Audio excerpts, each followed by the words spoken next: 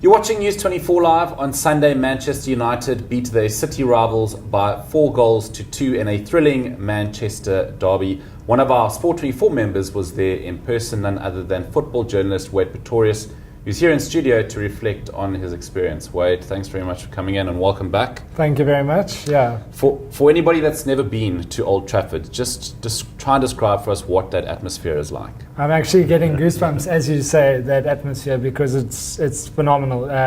The build-up around the ground, around the stadium is incredible. There's so many different people just making their way to Old Trafford from Manchester town centre.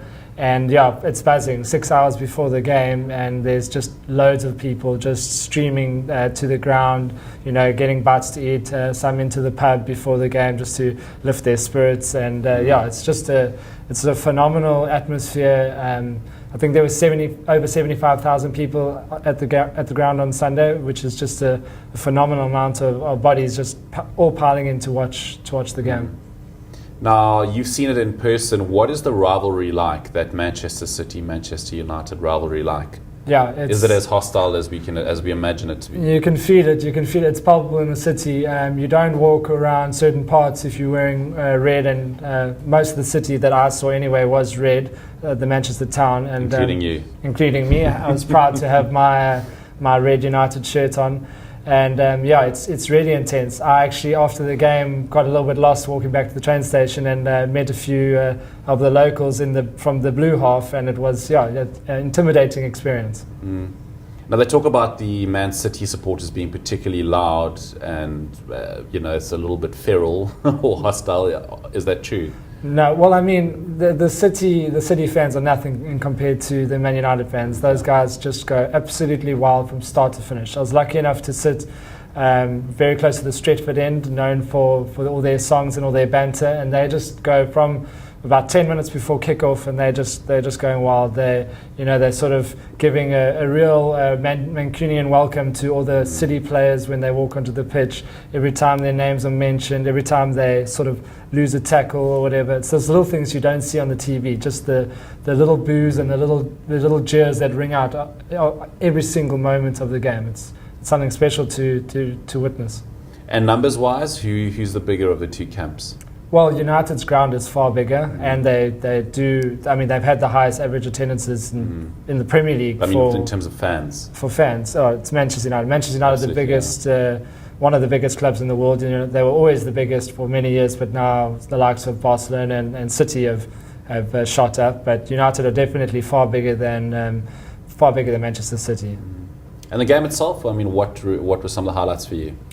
Well, I'll tell you what wasn't a highlight was when Sergio Aguero opened the scoring in the first 10 minutes. United started slowly, and that first goal quietened down the Man United crowd amazingly. You could have heard a pin drop, except for the 3,000 odd City fans that are allowed into the ground. They were going absolutely wild. So that's quite something special to see, these tiny numbers making a huge deafening noise that you would have heard if you were watching the game on TV.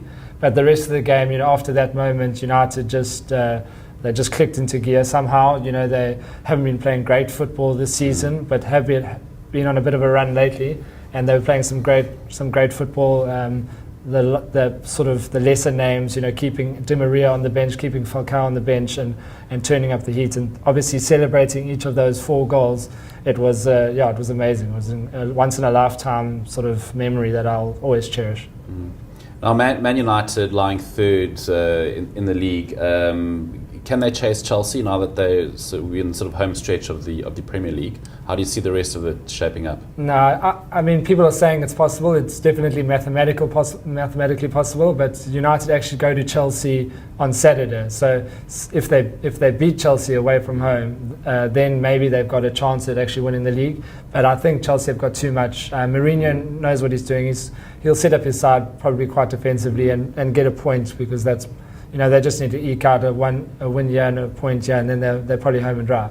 More importantly, for United fans and other fans, is the Champions League top 4 race. Spot, yeah. And it's quite interesting. United are now 4 points clear of City, which is phenomenal. And City are indeed 4 points clear of Liverpool. So that race that looked so tight in the last 2 to 3 weeks is just there's real distance between some of the clubs now. Even though anything can happen, as we've seen the whole season, fluke results are happening all the time. Anything can happen, but I think it'll end up Chelsea winning the league. United and Arsenal will probably qualify for Champions League, and then it's between City and Liverpool for that last Champions League place. Okay. Thank you, Wade. Thank you, Nick.